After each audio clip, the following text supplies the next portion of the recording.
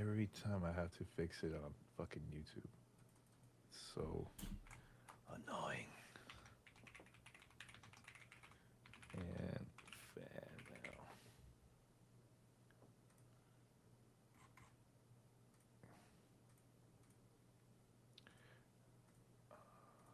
Let me see.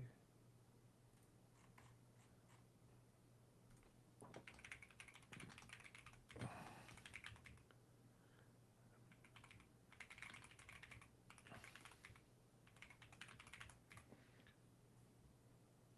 right. This will be gaming.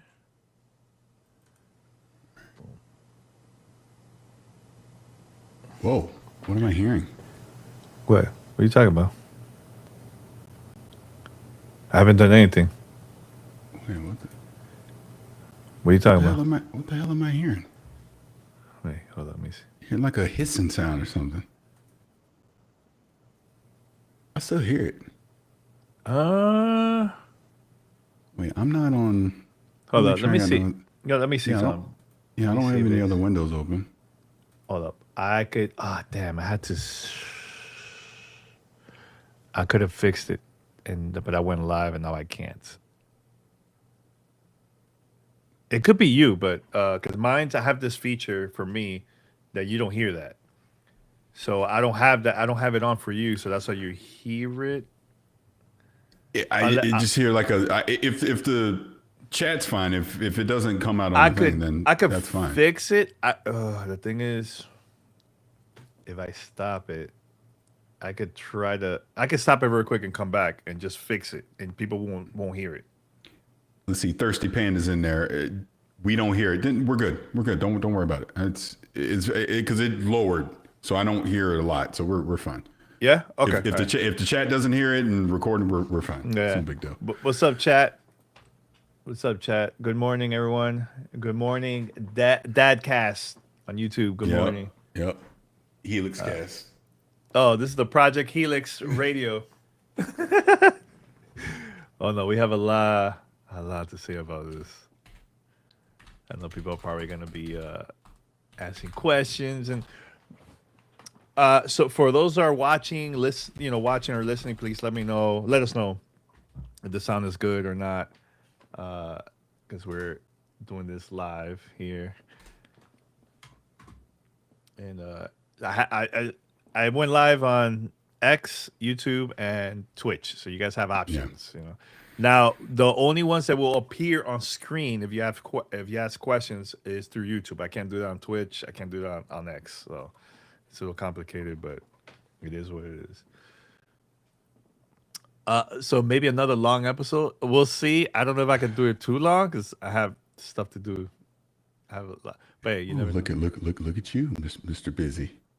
Yeah, I have things to do. I touch grass. I want to make sure this is in frame. I always touch grass, man. You know. Let's keep this in frame. I'm just talking like this on the show. You should take a picture. Project. Hold on. Hey, let me know. I'll take a picture. All right. That's a thumbnail. Hey, wait. You know what? I could make it close. Should I make it closer, Paris? I can make it closer. Closer how? Watch.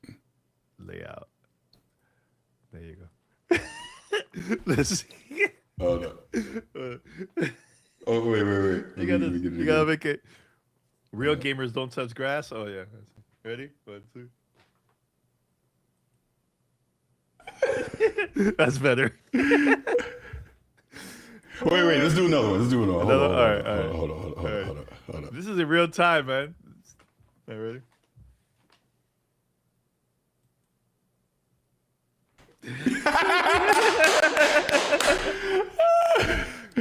Oh, I freaking love it. This is so funny. This is so funny, guys. We're having fun with this, man. Oh, trust me. When this actual show starts, we got a lot of things to say. Hold on, I'm gonna quote tweet myself. Look at that. Look at this. You see, guys? Look, I even have the box there. Project Helix Radio. Project Helix Radio. Wait, what are you doing? I don't trust Paris. What are you doing? I don't trust Paris. I don't. Oh man, that is so funny. wait. Oh, I love it. Oh, I freaking love it. Now I gotta go and see before we start. Hold on. I gotta see what the hell he posted. He is so. Wait.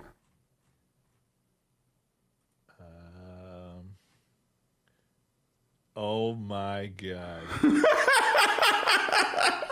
This is so funny. That's funny. All right. All right, let's do this. Good morning, everyone. All right. Although I could open it up and show everything. All right, here goes.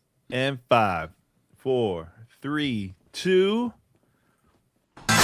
Ladies and gentlemen, this is Gamertag Radio. All right, welcome to Gamertag Radio, episode 1511. This is your host, Danny Pena, and also joining me. Wait, did I say Gamertag Radio? It's supposed to be Project Helix Radio, just for... Yes, it's Project Helix. It's a one-of-a-kind show, Project Helix. Let's do it. Joining me, we have Paris Lilly. What's up, Paris? Hey, good morning. Good morning. Good morning. How's everything, man? Oh, it's great. Why we wearing the same shirt? Yeah, I know. We're wearing the Project Helix. We got the marching orders, so we got to wear it. That's what they told us in the secret Discord. They told us, hey, when you get the Project Helix package, you have to wear it, and everything is magical because it's Project Helix. That's what they told us. But wait, remember that. According to the Twitterverse or the Xverse, why are they doing this now, Paris? Why? Have they paid us?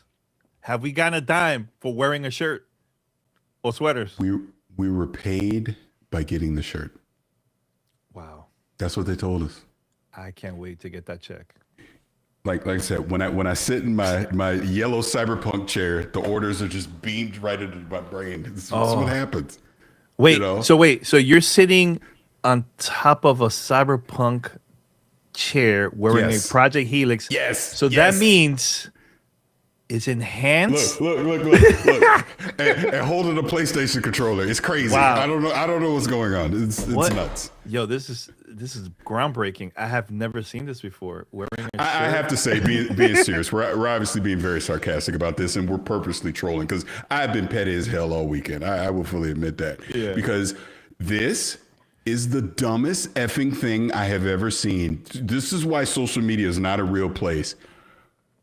Why are you upset over a goddamn hoodie and a t-shirt? Seriously. Xbox, obviously, I was front row at GDC. They announced Project Helix. Mm-hmm. We heard about it. I've known this since GDC that this was about to happen. I don't know about you, but this is a high quality, nice t-shirt. I'll be rocking this at the gym. The hoodie, look, I'm about to go on an international trip. I'm bringing the hoodie. I will be wearing the hoodie out in the streets of the world. Okay, I'm just letting you know this now. And there's nothing wrong with it. Absolutely nothing wrong with it. It's the name of the next Xbox that's coming out. It's not even the name. It's the project name, right? We don't even know what the real name of the Xbox is. We could guess. So look, no. But here's what it is. To see the fake outrage over this is quite honestly comical.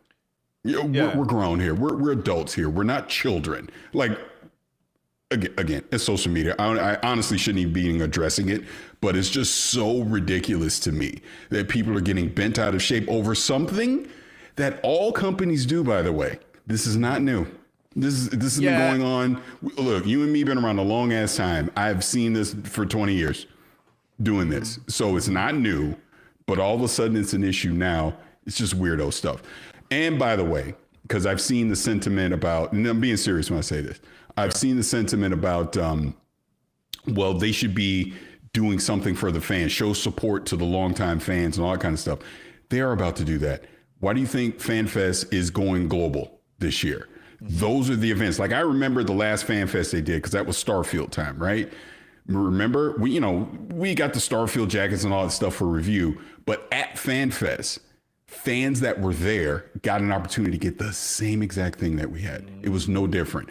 I have no insight. I don't know what's going to happen, but I am pretty gosh darn sure when they do these FanFest events around the world, by the way, it ain't just in LA. They're going to be in freaking Japan. They're going to be in Germany. They're going to be in London. They're doing one in Seattle, which we assume will be on November 15th. They're doing one in Canada. They're going to give fans of Xbox an opportunity to all come together as a community, and they're going to have special merch. I know they are. I'd be shocked if they didn't. So anyone that wants an opportunity to get some kind of memorabilia, if I could say it correctly, or collector's item, you're going to have that opportunity at FanFest. That's going to be their way to say thank you to the community, to the people that have been around since 2001 supporting Xbox. That's that opportunity. So again, it's social media. People just yapping, but it's going to be fine. Obviously, we're just wearing this to be funny. But yes, there will be opportunities to get stuff like that.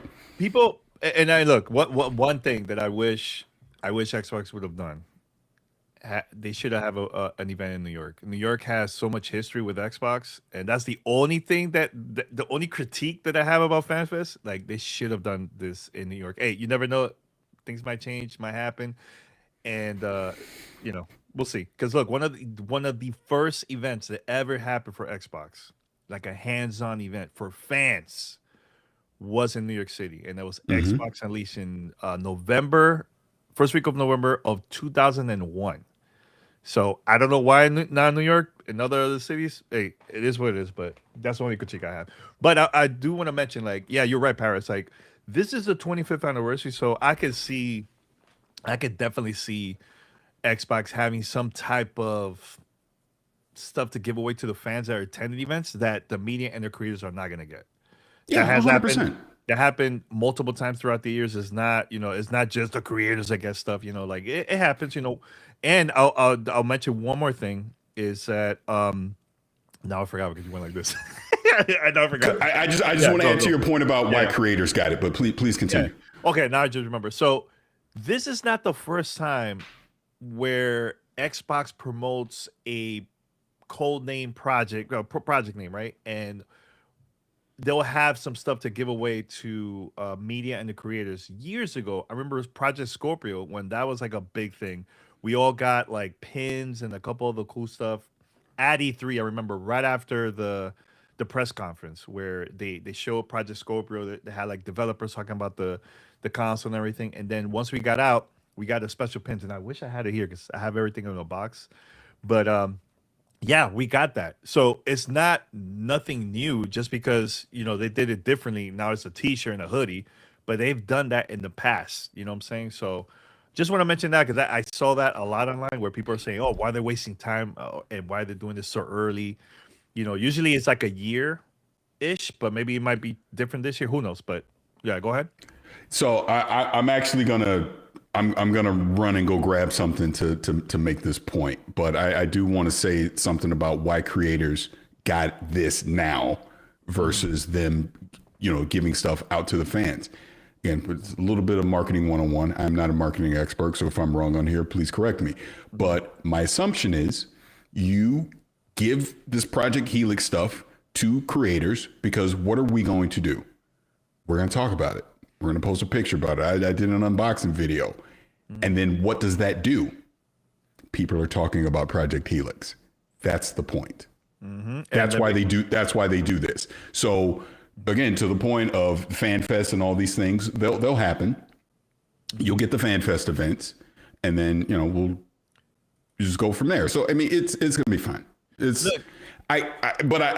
actually gonna go off camera for a second because I don't want people to be nosy. But I'm gonna show you something really quick. I'll be right back. But keep talking. I can hear you. Yeah, and you're right, Paris. Because look, I posted. I think I was one of the first people to post this online that I got the package, and and it looked like a bunch of media outlets picked it up. Like this is from Game Rant. It says Xbox already sending out Project Helix gift packages. And here to talk about what it is, and here my post that I put up on X. So it's going around, and look, Xbox, they know what the hell they're doing. Like they knew that this was gonna go around just because Project Helix. You know what I'm saying? Now, everybody that got the package, actually, that's the box. I don't know if you guys can see it here, but in there, it also came with this. You guys see this? This is like a card signed by Asha, and here it says, "Thanks for being on the journey with us." Just want to mention that. Show this. Yeah, Paris, you want to say something? Yeah. So I'm going to show you guys something, and this is going on 21 years old at this point. Oh, damn! This is before Paris was a creator. Yes, and that's the point. You see that? You see that on camera? That is the Xbox 360 launch in the Mojave Desert in November of 2005. It was a 0-hour event. I attended it as a fan. I was not a content creator. You see this hoodie? This is something everyone that went to that event was able to get. You could only get it there. I actually have 2 of them, but I've kept this entire time. I still wear it. Again, the point is, they'll do something similar to this at FanFest, or you will get something at FanFest that you can only get at FanFest. And it will be essentially a collector's item as a thank you to fans of Xbox. That's what it is. Same thing they did 21 years ago with 0 Hour. I should go dig it out. I have the faceplate, the 0 Hour faceplate for the Xbox 360. Again, you could only get it there. I have an achievement that I got at 0 Hour. You can only get it there. So the only people in the world that have that achievement is because they attended that event. So the point I'm trying to make, I understand. People see stuff online. Damn, why do they get it? Why are they getting it? I want it too. I get it. That's just real talk. Do more stuff for the fans. Send stuff to the fans. All I'm saying is they can't accommodate millions of people. That's impossible. So you set up events that does invite the community and that does invite fans. It's a free thing. If you get invited to FanFest, it's free. The only thing you need to worry about is paying for your travel. And you can attend, take full advantage. Like I said, I've seen the last few FanFests that they did in LA before they stopped, and it was amazing. It was at LA Live, and it was like a multi-floor thing, and obviously all the Xbox personalities were there. They had gaming stations, food, everybody. That had on-stage events. I was lucky enough to participate in a couple on-stage events, during the FanFest thing. You get to meet people that are excited about freaking gaming. Number one, I think that's the most important thing, is people getting off their keyboards, going outside, and meeting other people that are fans of the hobby. And it's a amazing event. It's a positive event. It's not this toxic nonsense that you see on social media 24/7. It's people that truly and genuinely enjoy gaming and want to talk about it and celebrate it with like-minded people. I love those things. I'm happy they do it. And shout out to who you are that loves this the parasocial and all that nonsense. Who freaking cares? Honestly. Yeah. It's video games. Go enjoy video games. Be fans of video games. Stop being miserable online about this stuff is what I'm saying. There's nothing like, I know people that you have no idea how they're excited to go to FanFest in LA, and they don't live in LA. They live on the other side of the country. They're going to spend their own dime to fly out to Los Angeles and attend FanFest. We were lucky enough last year when they didn't do FanFest. Ben and and the rest of those guys put together a community event, and I know some people internally at Xbox that helped make sure that thing happened and supported it, which was awesome. But the point is, the community themselves got together and created their own event because they're fans of Xbox. There's nothing wrong with that. Just like if you're a fan of PlayStation, Nintendo, the ColecoVision, whatever, and you want to organize an event, I'll be there, because it's about gaming. It's about the thing that we all love to do. It's the thing about getting people together and not this nonsense that we see constantly online, And look, I know and Danny warns me of this all the time. I'm petty. I get petty sometimes. I will admit it.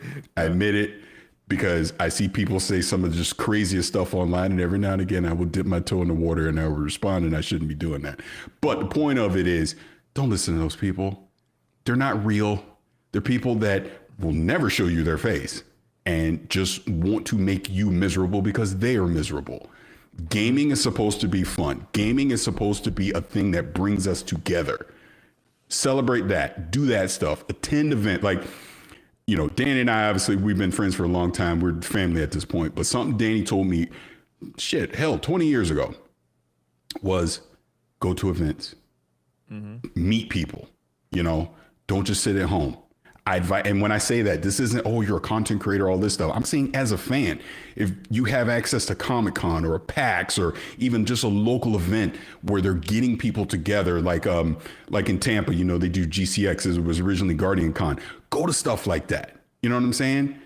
That's great when you get to meet people that are as passionate as you are about something, and not just, oh, this sucks, that's terrible, the console wars, exclusives. Who freaking cares? Seriously. Who cares? We got, like, people love to come at me. Oh, well, in 2020, you said that Bethesda was for exclusives. Yeah, dummy, because in 2020, that's why they purchased them. Activision changed everything, and then it wasn't anymore. But one thing I have always said is play where you want. Who freaking cares? It doesn't matter. Businesses will make business decisions, which is why exclusivity is a thing. But at the end of the day, you're the customer. You get to choose what the frick you want to do. So these businesses will go with one strategy and they're going to pivot to another. That's just the reality of business, because it's about making money. And I know I'm tangent a little bit, but my whole point is that's out of your control, what they do. The thing that you could control is where you want to play, who you want to play with, and the games that you want to play. Yeah. That's it. And have fun. I have a couple things to say. So Paris showed that 0 Hour hoodie. I was invited to go to the event. I couldn't because at that time. Well, you didn't go though, did you? I didn't go. But I couldn't go because my cousin was getting married, and you know, for me, family comes first. So I went to the wedding. But yeah, I was supposed to go there, and you know, I wasn't mad that I didn't get a hoodie or an achievement or whatever, because I knew whoever goes to that event, and this is like 2005, November 2005. Like, I knew there's going to be things that you only will get at that event. If you're not at that event, you're not going to get it at all. So am I mad or jealous? Or what? Like, no, like, it is what it is. I made that decision, you know. But I will mention this, and I'm not even going to go further, Paris, further back. You see that T-shirt that I have there? That T-shirt, and I wish I could show the one on the backside, but this is the only picture that I have from this. That T-shirt was given to me at Xbox Unleashed, which they had 2 events, one in New York and one in LA, November of 2001, 25 years ago. And this, again, was a promotional thing for Xbox to let the fans play these games, launch games that's coming out, for the first time in both of those cities.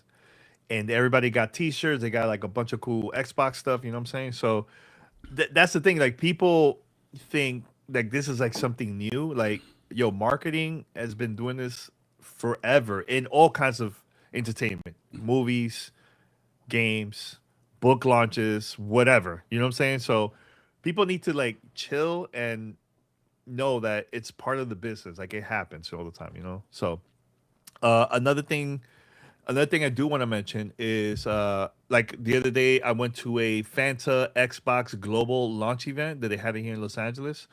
And there, they also were giving out T-shirts and stuff that was only for people that attended that event.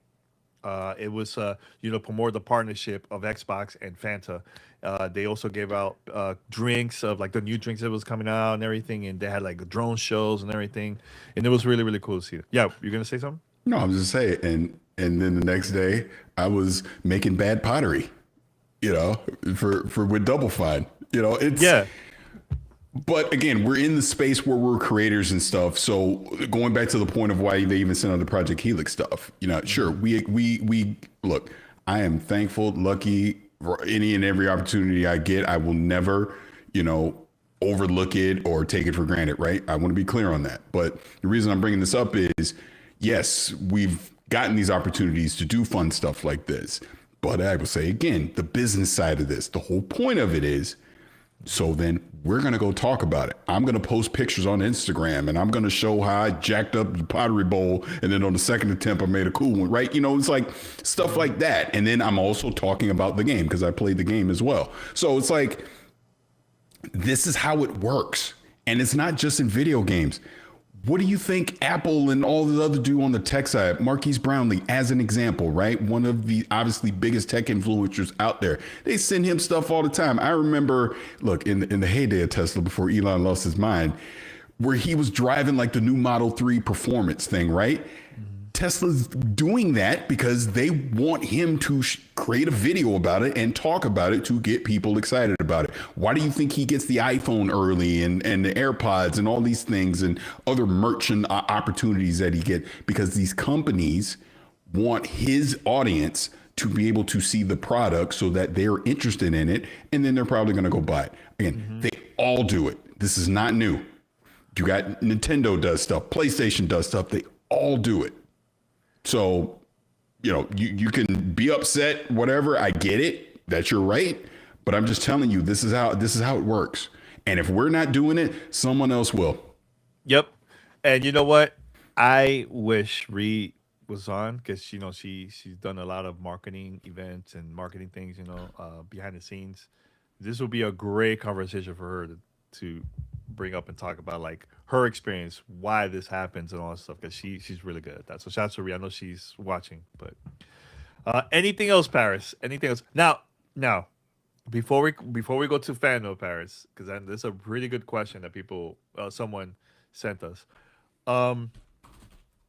This is the right time to do this with Project Helix, like this marketing thing right before the game showcase, because there's been tons of theories online where people are talking about and I know we talked about this months ago, where you were like, oh, predicting, is it going to be the right time to show, talk, whatever?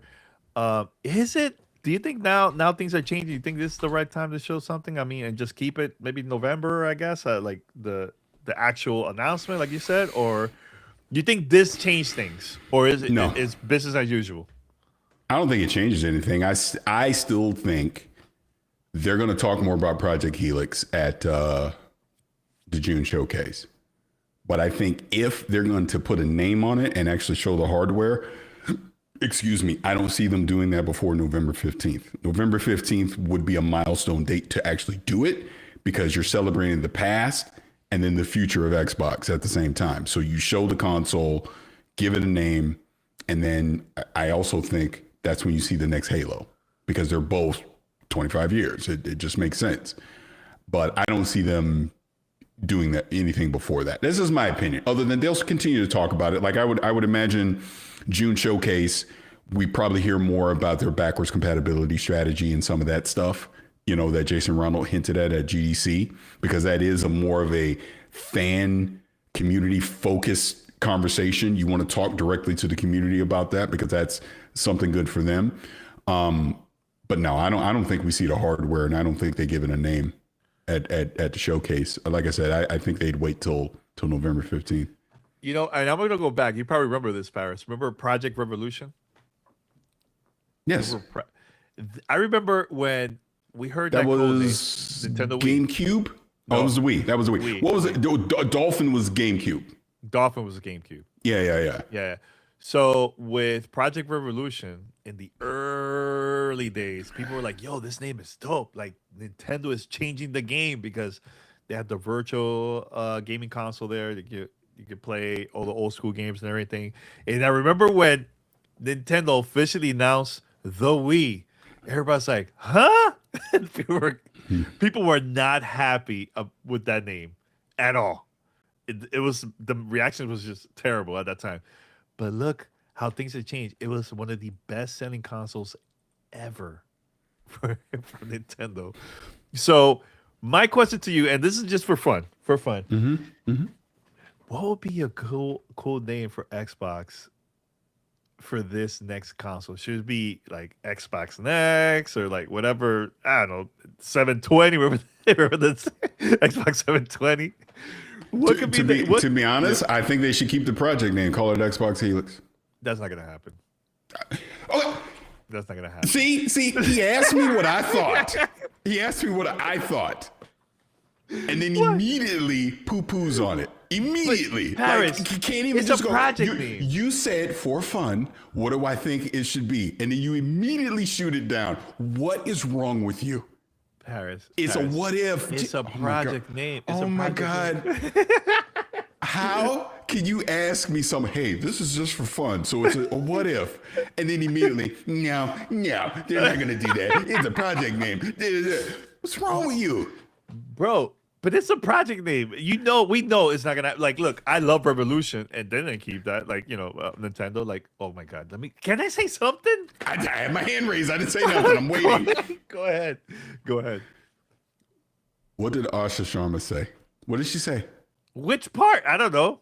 I'm gonna tell you what she said. She said the plan is the plan until it's no longer the plan. That's what she said. She can do whatever she wants. This is her now. Her on her watch. The old administration's gone. They retired.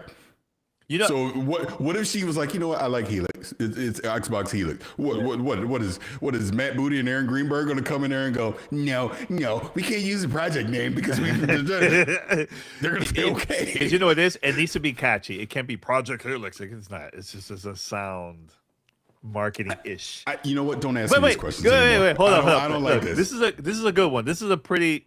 I think. This is a good idea. I can see this happening because I just read this right now on Twitch. Captain Chad says, just call it Xbox. I could definitely see that. Technically, they've already done that. In which way? Two consoles ago. The Xbox One X, if you put it as, is Xbox. But that was still considered Xbox One. I know. Oh my God. I'm asking. I'm just talking. We can't talk. Can we just talk? We can't talk. No, we can't because I try to just talk and you. No, that's not it. You can't do that. That's you.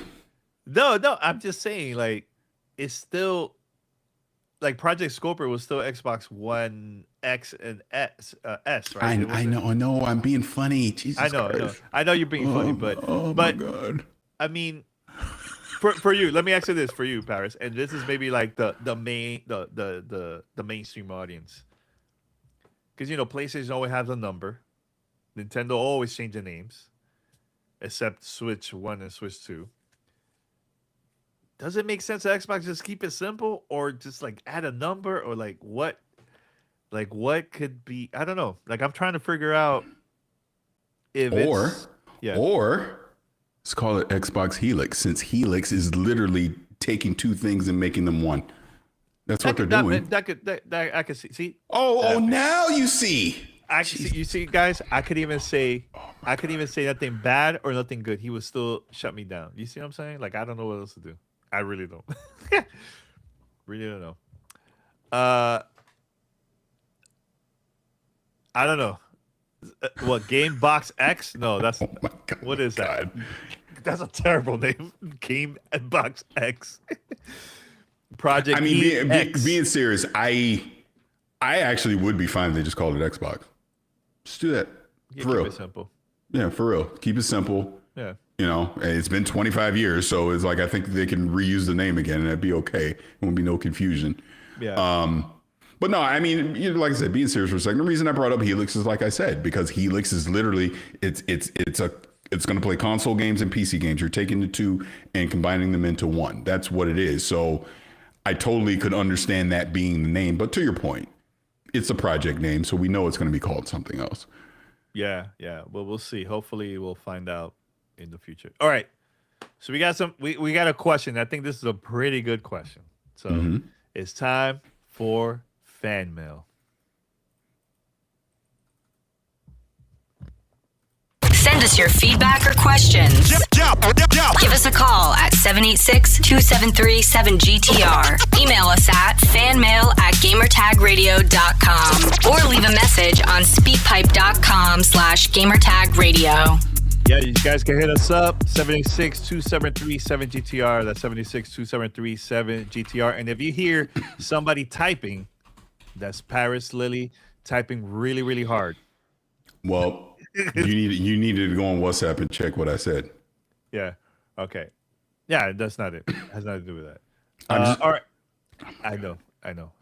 It's not. That's not the question. All right. So here goes.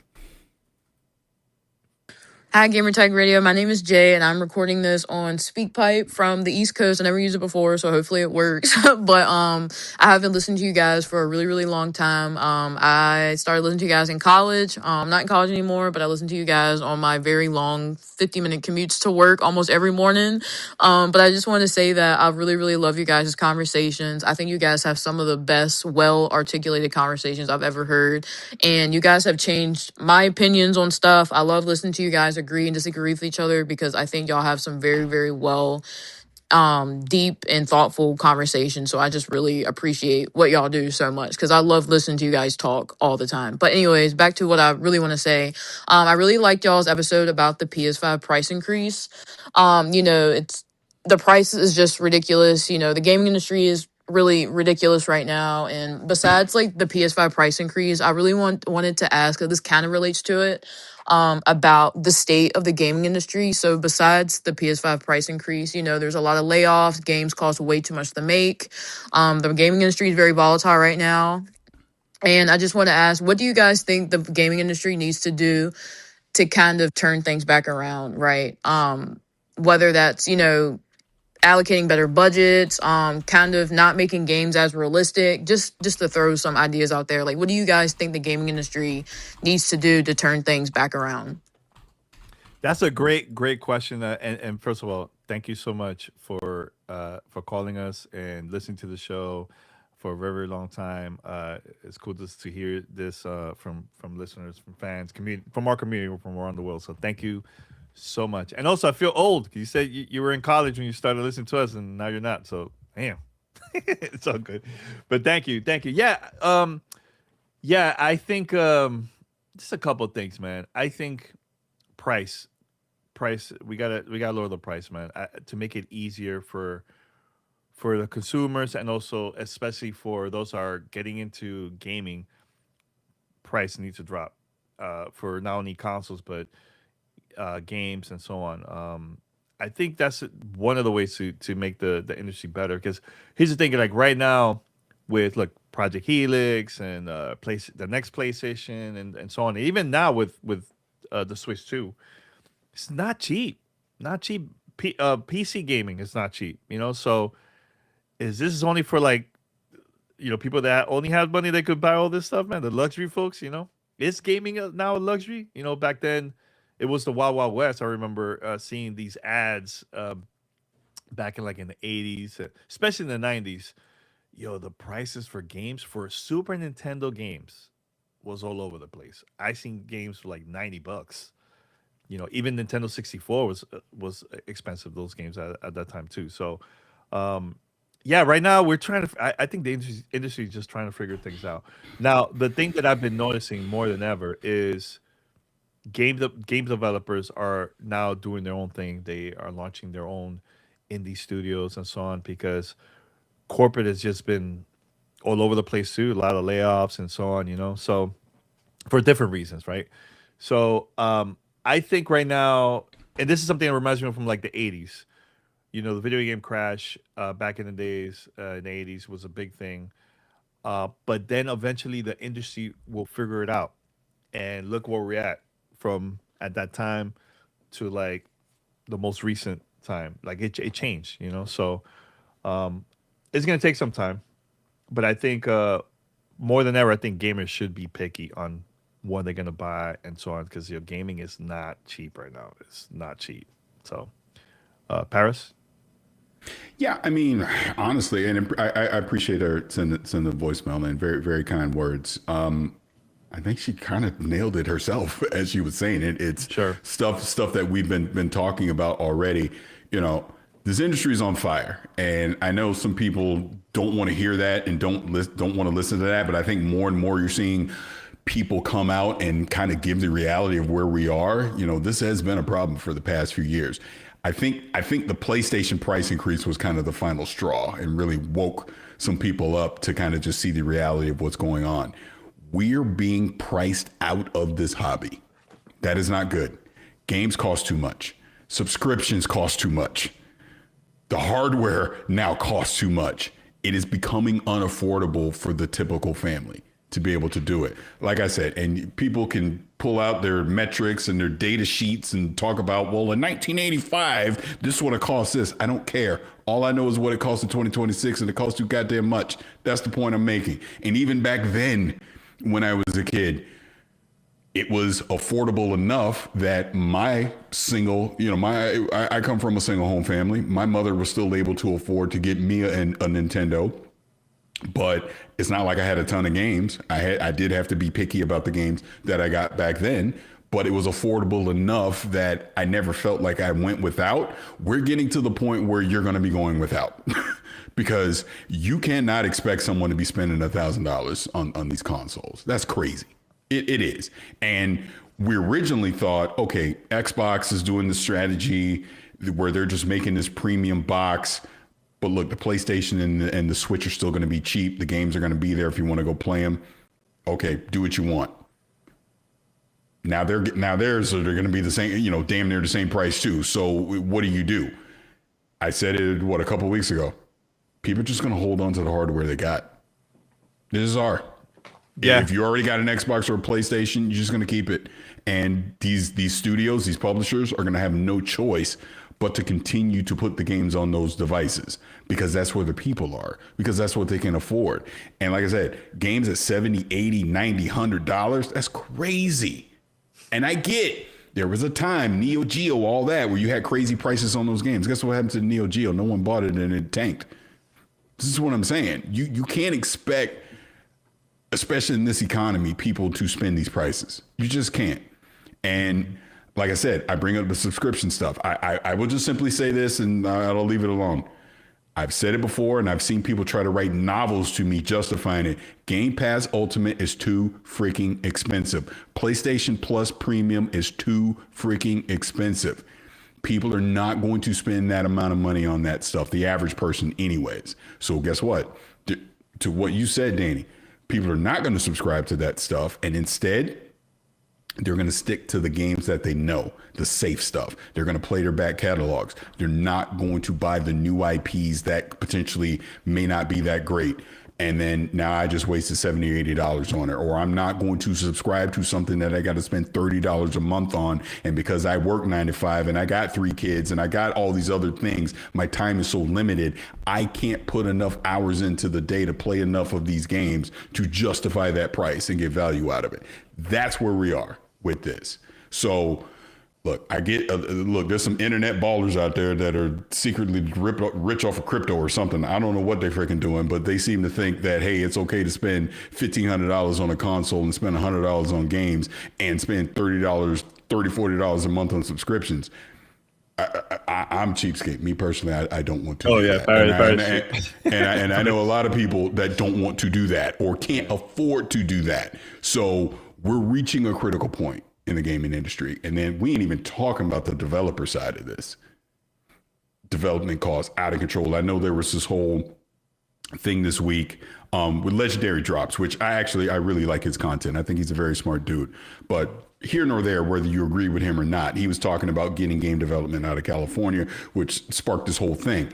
Game development costs a lot. Game development in these areas with a high cost of living, you got to pay these people, right? So this is why $200-300 million for these AAA games. And the whole point I'm making on this is fine, wherever they make it is fine. But if the budgets are that high and the game doesn't hit a certain metric, guess what happens now in today's era?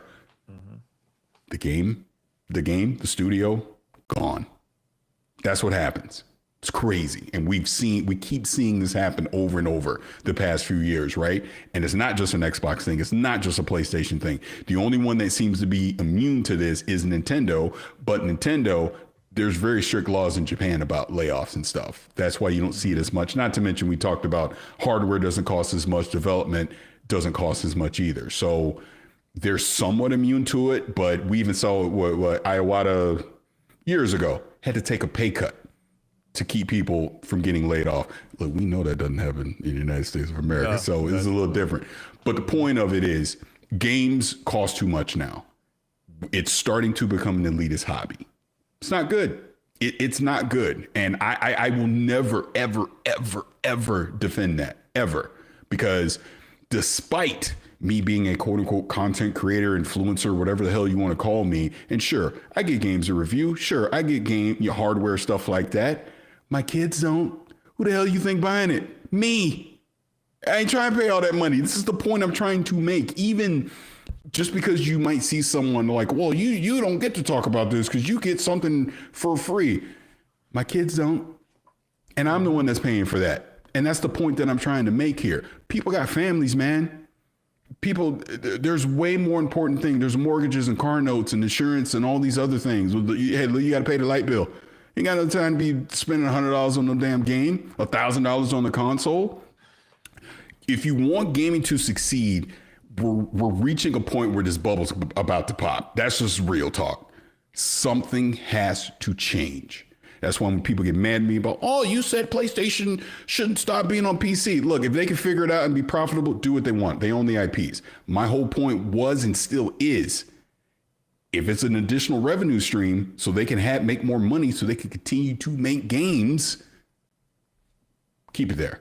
But obviously it sounds like they're not doing that. And that's my whole argument with all this stuff. I just want great games. And we're seeing it where less and less people are going to be able to enjoy those great games. So something's got to change. And I know I get a little ranty about that, but I'm watching it happen in real time. And I look at it this way. This is how I look at it. I know my kids in this current economy, as they grow into adulthood and they got to go out and get jobs and they got to be self-sufficient, they're not going to be able to afford some of the luxuries that I even had as a kid. And I just told you, I come from a single parent home, and they're not going to be able to necessarily afford all the things that I had as a kid. And that is freaking crazy. That's all I'm saying. Yeah. And we had this conversation. Just imagine, Paris, you as a kid now in 2026, you go to, I don't know, Best Buy or the mall, whatever, and you see by the window, you see new console, Xbox, new PlayStation, new Nintendo, whatever. And you look at it, you're like, wow. You're not even looking at the price. You're just looking at the house like, wow, this is the new thing, new console, right? And you tell your mom, hey, mom, can you buy me this for Christmas? And your mom go, oh, let me see. Let me go inside and see how much it is, right? And they tell her $1,000. She's probably gonna look at you like, no. I'm gonna walk away. Like that reminded me in 1985, as a kid, I did the same exact thing in Paris, and I said that to my mom, like, Mom, can you buy me this new robot Nintendo thing? You know, because I had the Atari 2600, and at that time, my grandmother bought me the 2600, and it was $50 because they were going out of business and all this stuff. So it was the cheapest. That's how I got it back then, right? So when I mentioned that to my mom about, oh, can you buy me the Nintendo and all this stuff? And she looked at the price, looked at me, single parent, by the way, looked at me and she goes, nah. So I got the Nintendo later when the price went down, and now it's cheaper and affordable for my mom and other moms and other dads to buy that to their kids for Christmas. Now, if you didn't buy the current gen consoles when it came out, you got to lose opportunity because now it's more expensive than ever. That has something that we have never seen in our industry of consoles the price is going up years later. I've never heard about that. It's always the price going down. And I remember this, man. I remember there's a video you can search online where PlayStation, because look, companies were very competitive. It was all about the price to get people excited for people to buy that console. I remember there was one E3, one of the execs went up on stage and just said the price of the PlayStation at the time. I think it was PlayStation, the original PlayStation, I think it was, and walked away. The crowd went nuts because it was cheaper than the competitor. Cheaper. And the crowd went, yo, I could do this. I could play. The disc is cheaper. It's not anymore. The cartridge is more expensive. This is the new thing for people to afford to buy the console. We're not gonna get to see that anymore. Now it's like everything is just so expensive. And this is one thing I want to mention too, Paris. Is it all about the graphics? Because the graphics is the reason why everything's expensive. Like, does it make sense to buy that? That's why it's working for Nintendo. Because it's cheaper than the competitor. Super cheap. Now I'm like, what? How a lot of the new kids are gonna get into gaming now? If everything is expensive, their parents are not gonna buy this thing anymore. They're probably just gonna say, hey, you know what? This mobile phone that I've been having it for years. Here, play this. This is your way for you to play games now. Yeah. And that's the whole point. It's a thing of, you already said it. We're in an unprecedented era right now where you were better off buying the damn PlayStation and Xbox in 2020 than you are in 2026, because that's how it was for the longest. Maybe you couldn't afford it at launch, but if you wait a year or two, price drops, becomes cheaper. Maybe you can't get the Mario 5 or whatever the hell at launch, but you wait till it's been out a little while, price drops, or you buy it used or whatever, right? Borrow from a friend. Can't do that now. Everything's up. Everything's gone up. Mm-hmm. And everything's gone up except your paycheck. That's true. Yeah, that is true. Do you remember, Paris, when PlayStation announced PlayStation 3 price at that time? Yeah, $600 then was insane. Insane.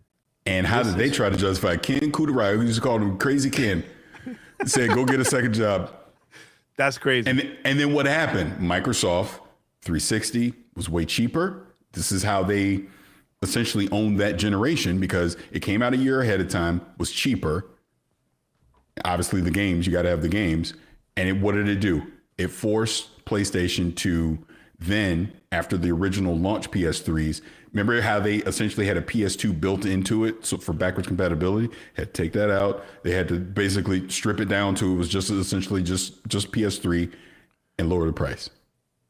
That's when I bought it. Choice. That's when I bought it, when the price dropped. I'm like, oh, yeah, I'm going to get it. But this is the whole point. People waited till the price dropped on the PS3. Then you start seeing people buy it more and more. And obviously, by the end of the generation, they had obviously a bunch of great games to go with it as well. But it was more affordable. So then, of course, you're going to get people to buy it stuff. And this is, again, goes into the argument where I talk about, look, just put these games freaking everywhere, man, because we're not living the one console dream where you can own all the games are available on one console. Obviously, Xbox was starting to do that to where you could do something like that. But the point is, not everybody can afford, especially now, to buy multiple consoles. So you're going to make a choice. You can only get one. It'd be nice if all the games are available there, is the point.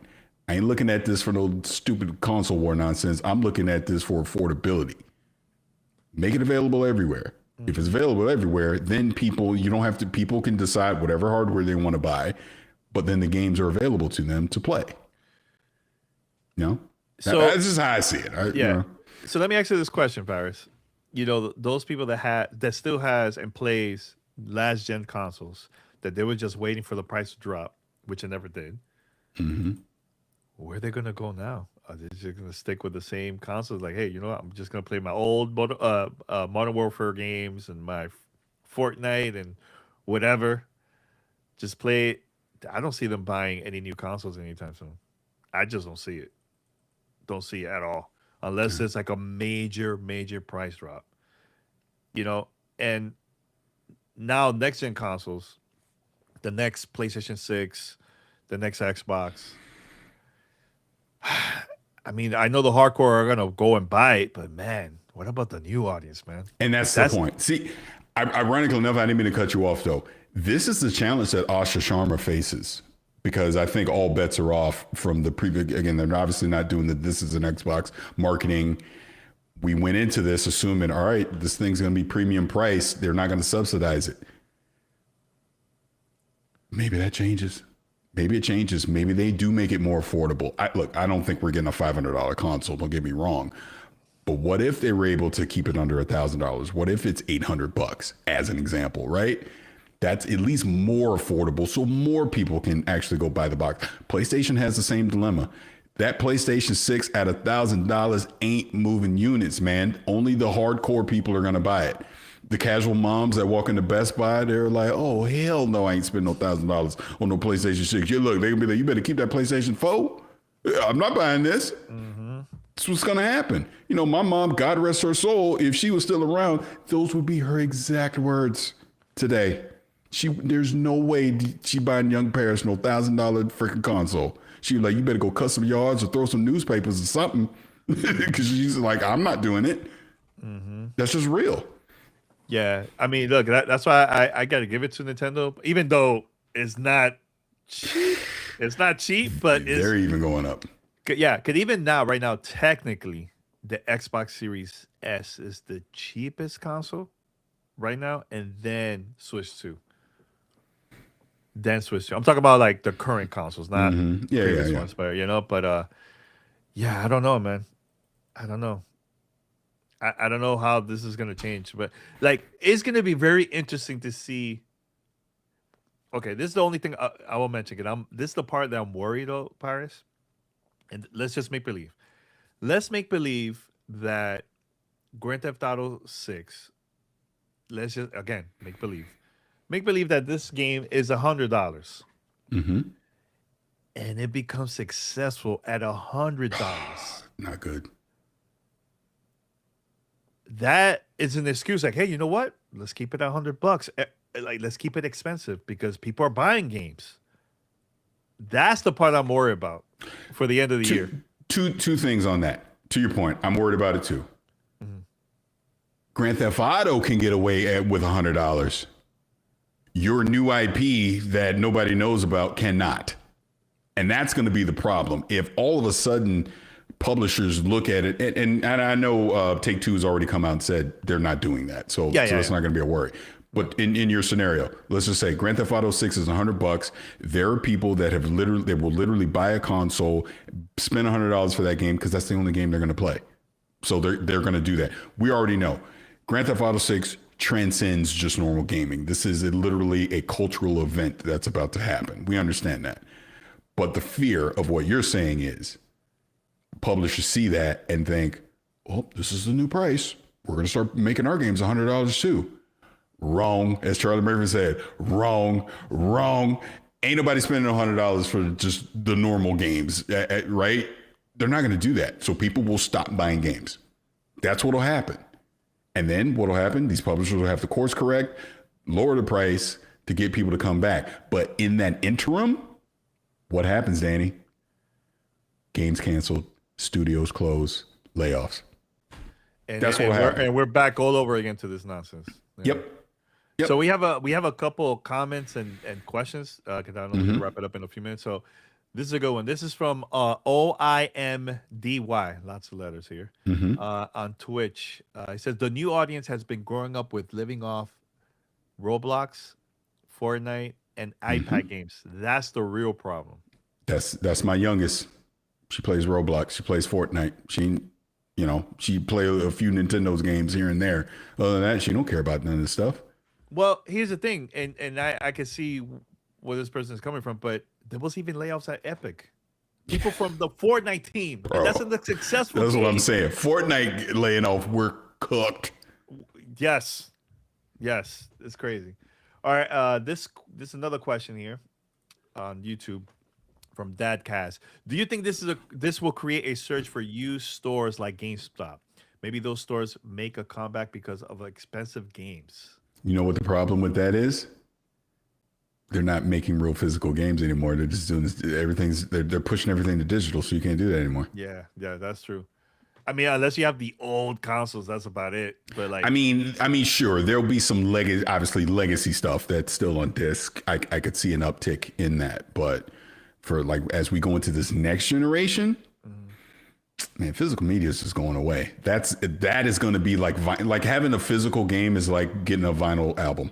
Yeah, basically. I mean, look, that's my collection right? Right? That's my collection right there. Yeah. By the way, I have something here. I can't show. I just you only see it. It's black. That's it. I can't say what it is, but future. Stay tuned. All right, so we have another. This is another comment here. This is from Melvin on Twitch.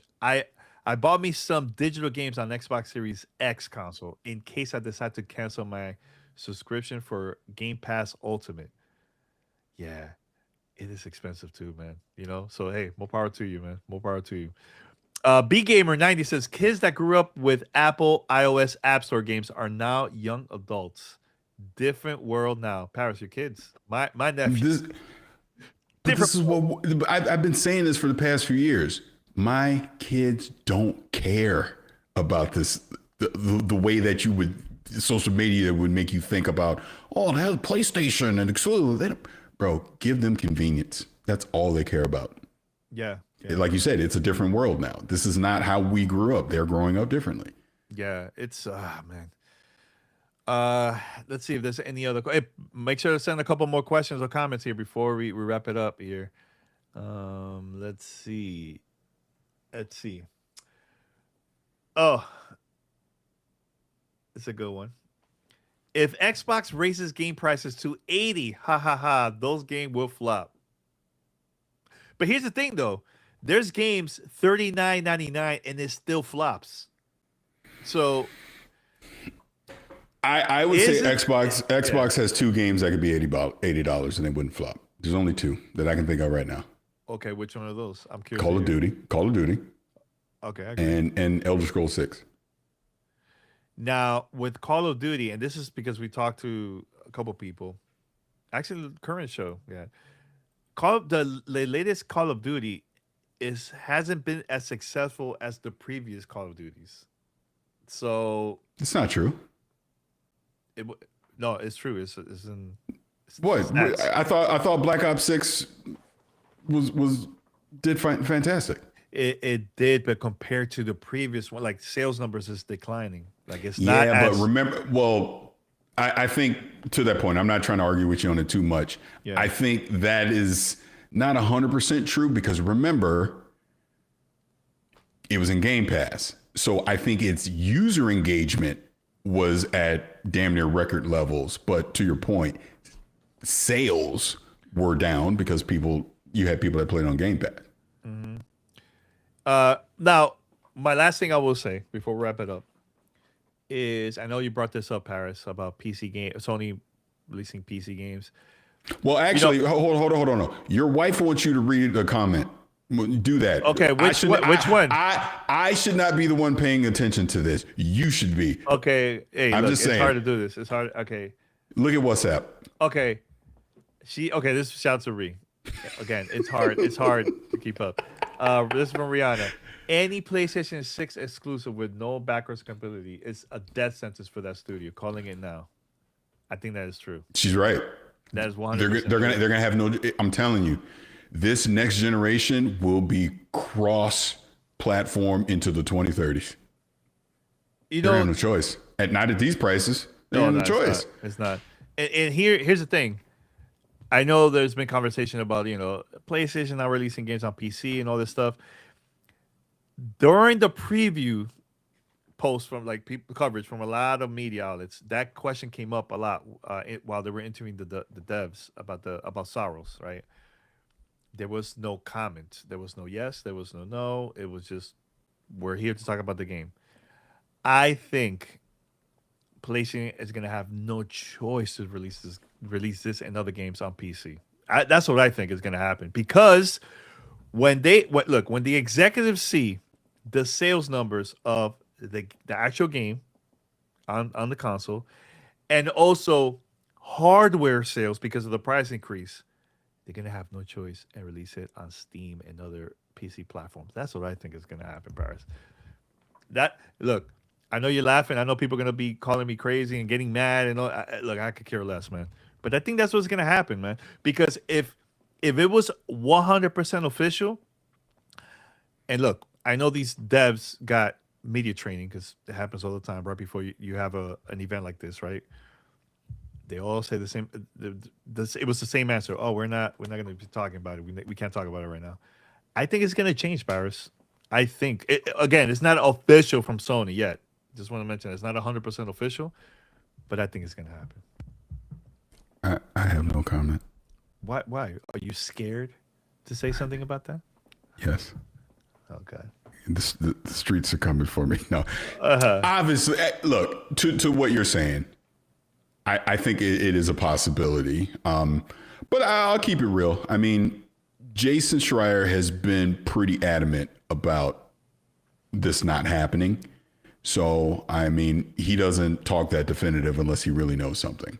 Yeah. So I don't think we will see anytime soon Soros or Wolverine or anything like that on PC. Mm-hmm. But to your point, they can change their mind at any time. Yeah, we'll see. We will literally see. But I do think in the short term, Yote, Wolverine, Soros, I don't think those are coming to PC.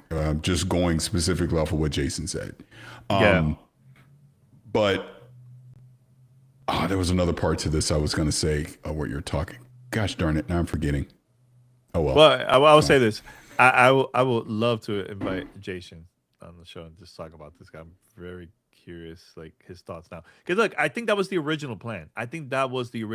But with everything that's going on now, around the world with the economy, I think plans change all the time. Hey, we literally have seen it with Xbox.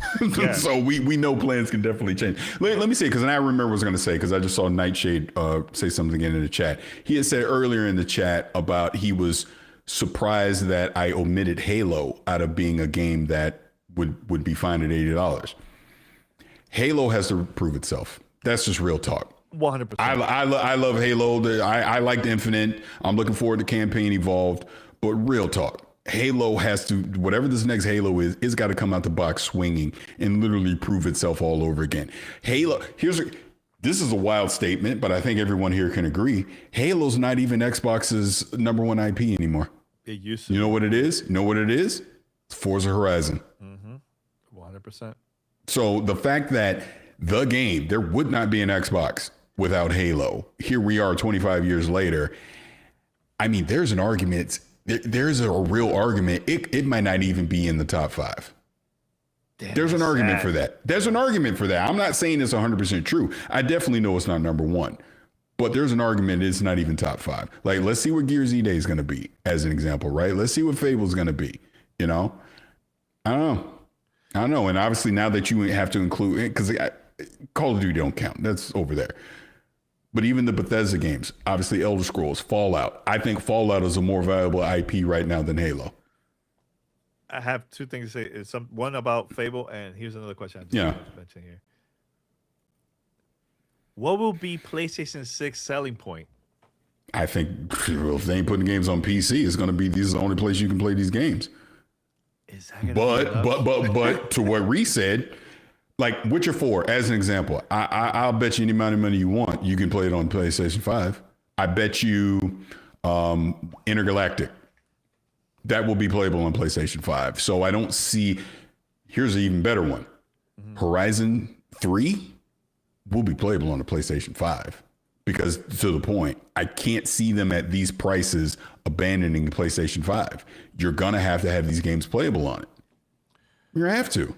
So to what he's saying, what is the selling point? If you already got a PlayStation 5, say you got a PlayStation 5 Pro, maybe in the first few years, there really isn't a reason for you to go to the PlayStation 6. Just like, and again, with Helix, we'll obviously see the PC stuff and all that.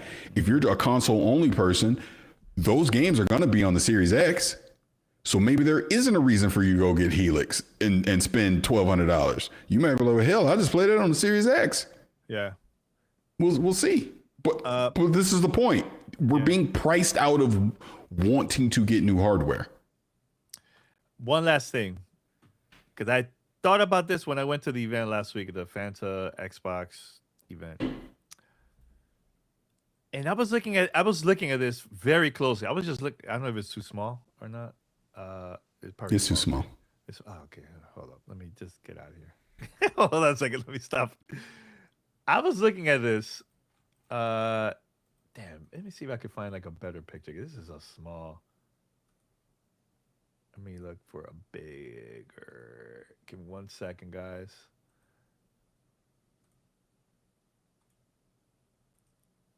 Let's see if this works. Okay, much better. I found a better one. Okay. So I was looking at this at the event, and I'm like, Xbox 25, Big year for Xbox. Forza Horizon is coming up very soon. Make sure to check out our preview. Fantastic game so far.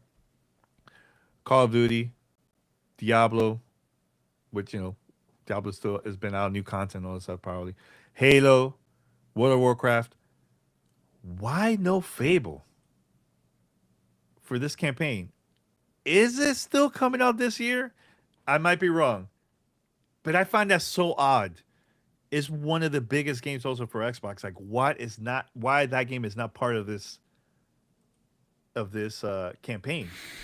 Well, to the point of what you're saying, we were talking about this on Kind of Funny last week. Because we were talking about our fantasy critic draft, and Mike had picked up Fable, and I was like, Mike, I don't know, bro. And we kind of all agreed. I was like, it would not shock me if they delayed Fable, and honestly, I'd be okay with it. The back half of the year is already stacked. If Fable needs the time and you want to give it room to breathe, kind of like what they did with Avowed, put it out in February. I'd be fine with that. Or like I think Mike was saying, he thinks December. He thinks it comes out after Grand Theft Auto 6, similar to Indiana Jones, and they drop it in December. That's what he thinks. I can see that too. Is it the right time though, man? Right after people buy GTA 6? Like I don't see. No. And that's the point of how much time do you want post GTA 6 to try and put a game out? So that's why I say February. Put it in February. Yeah, that makes more sense. Yeah, December, way too close. Because everybody's gonna be talking about GTA. Nobody's gonna be talking about other games. And here's the thing: they've been working on this game for a long, long time. Why are they gonna release it and then flop it? It's gonna flop because it comes out super close to the release of GTA 6. So like it doesn't make any sense. I can see this game getting delayed. Because now let's revisit the timeline here. Just rumors and speculations that we've seen, right? It seems like there's a data leak that Campaign Evolved is coming out the end of July. And we had already thought maybe it was August anyway. So that kind of lines up. Summer, yeah. Yeah. That makes sense, yeah. So then Gears is probably, if I had to guess, this is just guessing, is either September or early October. And I've heard a lot of whispers that Modern Warfare 4 is going to be the end of October. So in that timeline, where the hell do you put Fable if it's before Grand Theft Auto 6? You're not going to put it out in November. You want Gears E-Day to have some room. Not to mention, you got to look at what your competition's doing. Wolverine's coming out in September. So you don't want to put it out around Wolverine. There's that Ocarina of Time leak. Where's that in there? That's going to be a thing. Star Fox, I guess they said it would be in the summer, so we'll see. But you got to think, I need Fable, even though it's not a new IP. It's been gone so long, it's a new IP to most. So you need to give it room. That's why I won't be shocked if it's delayed. I won't. Over the top, 1950 on YouTube. Halo July, Gears the end of August, September open for Fable. But what about Gears? Gears? I don't think Gears is August. I think September, October. And you could be the chat person. I appreciate that. I'm not saying you're wrong. Hey, look, great. The sooner we get it, the better. But that to me seems like it feels like an October game to me. That's why I kind of just think early October. And I don't, like I said before, we know when, I think, what did I say Wolverine? Is that middle of September? Was it the 15th or something? Something like that. I can't remember. You're not going to put, I don't see them putting out one of their big games at the same time as Wolverine. I just don't see it. Because Wolverine himself is the second most popular Marvel IP after Spider-Man, in my opinion. So I think that's going to be a big deal when that comes out. That's why I kind of think maybe early October, and then the end of the month you get Call of Duty at the end of October. I can see that. That's just me speculating, but obviously we'll see.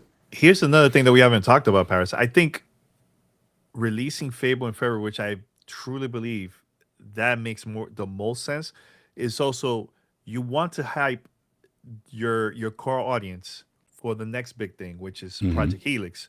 So if you have multiple games. And again, we'll see during the game showcase in a couple months. I think by doing that, you hype people up and for them to get excited for the next thing too. Because if there's no games in 2027, there's no hype for people to buy. There's no reason people are going to buy the next console. You know what I'm saying? Like, why? Because it looks pretty? Like, come on, that's not enough. It's all about the games at the end of the day. So I think having this game released in February makes the most sense, man. Away from all your first party games and away from the big competition. Just breathing room. December is too close. I think Mike is wrong on that one. I think he could be. We were just obviously just speculating, but to the point. That's why I just think February makes sense. Because, like I said, when you really start breaking down August to the end of the year, where's the room? Where's the space to do that? And to your point about Helix, and they've not officially said it, but we all assume that's holiday 2027. Like I think a game like Clockwork Revolution is probably a launch game for it, right? That just seems to make a lot of sense. Yeah. It seems like State of Decay 3. Like I think State of Decay 3 would come out before Helix, but State of Decay 3 is looking like that's next year. We obviously know there's going to be a Call of Duty. Of course, that's going to keep going. I don't know what else they would have because I don't think Halo would be ready by then. So, I mean, I don't know. Damn, you know what? Thinking about it, like all these games coming out this year. What about next year? The year that supposedly Helix is coming out. Like, what games are we going to get to see? Can't depend only on Call of Duty. Again, allegedly, Machine Games is working on Wolfenstein 3.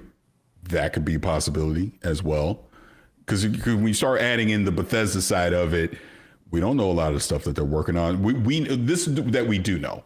When the layoffs happened last summer, and Xbox obviously reached out, and kind of gave us a heads up on what was going on. Part of that was that they have over 40 games currently in development. So I do think, especially with this being the 25th anniversary year, I think this showcase we're going to see some stuff. Remember Blade's probably next year. Blade. So this is the point. We're probably going to start seeing stuff that we don't even know about yet at this showcase, and along with a game like Blade, because I think that was even rumored to be shown at the showcase. And this would be stuff that's scheduled for 2027. So I think they'll have look, they got enough goddamn studios. They better have something. Yeah, they got to have something, man. Yeah, so. Yeah, because here's the thing. Like, if you don't have, oh my God, if there's no hype for what's coming, like what's coming 2027, bro, I just can't see people like, oh, I'm gonna buy a Helix. Like, I don't see that. You need that one big game. And let me ask you this, Paris, because remember the 360 era, what was that big game spring 2006 that came out at that time? Oblivion. Yeah. This could be it. Trust me, your boy was there. I remember. Yeah. 2028, after the launch, the launch window, that game should be part of the launch window for Project Helix. That's gonna get people excited, man. Yeah, if they tease. Okay, so here's a couple things Bethesda themselves can do at this year that obviously is coming. To your point, Todd finally gives us a real update on Elder Scrolls 6. To your point, it's not at launch, but it's in the window. Like people get hyped. Bro, if they show a new Fallout, I'm just telling you. To me, until proven wrong, that has been the biggest fumble, that they have not had something ready to go with that TV show. I can understand season 1, you didn't have the foresight. Obviously, we even went to the event, Fallout 76, they got some content in there. But they need to officially announce we are working on New Vegas 2 or Fallout 5 or whatever the hell, Fallout California, LA, or whatever it's going to be called. They got to announce it, and they got to be like, it's coming sooner rather than later. Like I said, if I had to argue right now, when I think about, and I'm talking like franchise games, like I said right now, Forza Horizon is probably their number 1. I would say Elder Scrolls is 2, but they obviously take so very long to come out. But then I'd argue it's Fallout. If I think about Xbox's, where you get sequels, ongoing franchises, that would be the order right now. And then maybe Gears, when I think about it that way. You got to start talking about these games, man. You got to start showing stuff. This is why I say again with Asha Sharma coming in, it's going to be very fascinating to see how her approach is going to be on this, because we've talked about it before. If you really look at her resume and you look at her background, she's literally the wolf from Pulp Fiction. That's what she does. She comes in to an existing product and she fixes things. And she creates user engagement around it. And we're already starting to see that. She's already done little small things that have had the community excited. Obviously, the achievement thing that's happened, stuff like that. She's already doing it. And I've told you from the get. Actually, I'm not going to say nothing. I'll leave it alone. Yeah. But the point is, she's already changing little things. So we'll see. The June showcase is going to be fascinating to see whatever next is coming, you know. You know what game we haven't even mentioned that I'm like, yo, this would be a good, not launch. I can see like a 2028 Kojima game. Is it too early? I think it's too early. And I think they're going to let Kojima announce that on Kojima time, AKA he's going to do it with Jeff. Well, remember, it's paid by the Xbox. It's not like a Kojima. No. I understand that. And I know nothing, by the way. I'm just an idiot on the internet, just flapping my lips. But yeah. To your point, obviously Microsoft is publishing it. But Microsoft also typically, or Xbox, typically at least has something at the Game Awards. He debuted it. He announced it at the Game Awards. I could see them just doing it again. Obviously, Jeff is a good friend of his, and I think he's comfortable on that platform with Jeff. I could see him doing it with Jeff again. Now, do you see the official reveal of Project Helix at the Game Awards? Like similar to what we got to see Xbox Series X? Nope. New administration. Nope. I'm telling you, it's November 15th. I'm telling you, it's November 15th. They're gonna do that I'm just calling it now. They're gonna do a fan fest in Seattle on November 15th because that is the home of Microsoft and Xbox. You do it there. You announce. Look, we already had this conversation offline. You do it at the Washington Convention Center. Invite everybody in there. That's where they do PAX, and you announce it there and you show it there. That's what I think. Major Nelson might be the one with the white gloves to do it. That's what I think. That event you went to, the Microsoft, for the 50th anniversary, you went there. I was on campus. I was on campus for that. That was on campus. So you don't think they could do something like that for this? No, because that thing, like they literally had to create like pop-up tent for that, and it was an employee only thing, and obviously some creators and media got to go as well. But that's not for fans to come on there.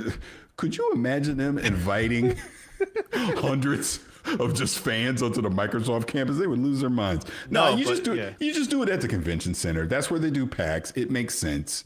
I mean, when I did the showcase, that's where I did it. Was at the convention center. Same thing.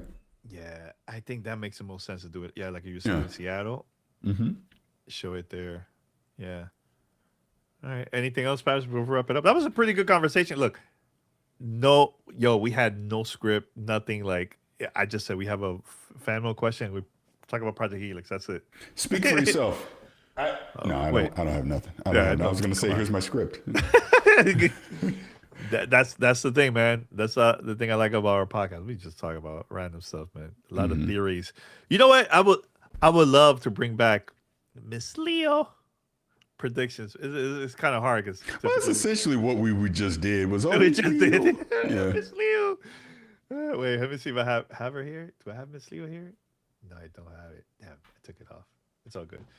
Everyone, thank you so much for listening to Gamertag Radio episode 1511. This is a pretty long show, guys. Enjoy it. And shout out to Jane for sending us the voicemail. And everybody sending us questions and comments on Twitch, X, and also YouTube. Until next time, we're out. Peace.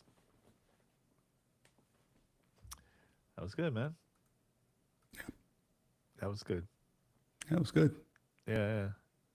You like that? You like the conversation? We're like, yo, Project Helix, they need some games. They need some like But when you really think about it, like I said, they got so much stuff that's in development, and they know they're building up to this point. I'd be shocked if they didn't have, a decent launch lineup for it.